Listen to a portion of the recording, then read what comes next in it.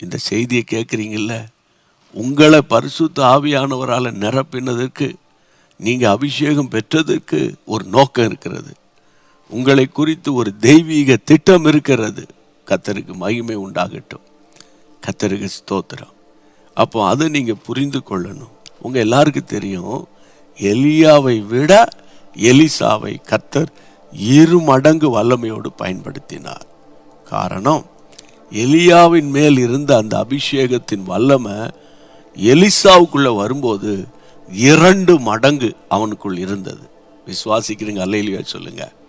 அப்போ நீங்கள் பெற்றிருக்கிற அபிஷேகம், நீங்கள் சாதாரணமாக பலவீனமான ஒரு மனிதனாக இருக்கலாம், அல்லது பலசாலியாக இருக்கலாம், நிறையா படிச்சிருக்கலாம், அல்லது படிப்பே இல்லாமல் இருக்கலாம், பள்ளிக்கூடத்து வாசலுக்கே போகாமல் இருக்கலாம். சொல்லுவாங்க, தமிழில் சொல்லுவாங்க, மழைக்கு கூட பள்ளிக்கூட வாசலில் போய் ஒதுங்கினது இல்லை அப்படிம்பாங்க.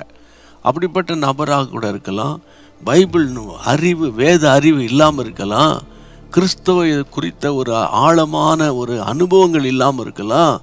ஆனால் தேவன் உங்களை தொட்டிருப்பாரானால், நீங்கள் பரிசுத்தாவின் நிறைவு உங்களுக்குள்ளே இருக்குமானால், ஒன்று நீங்கள் புரிஞ்சு கொள்ளணும், உங்கள் மேலே ஒரு திட்டத்தை கர்த்தர் வைத்திருக்கிறார்.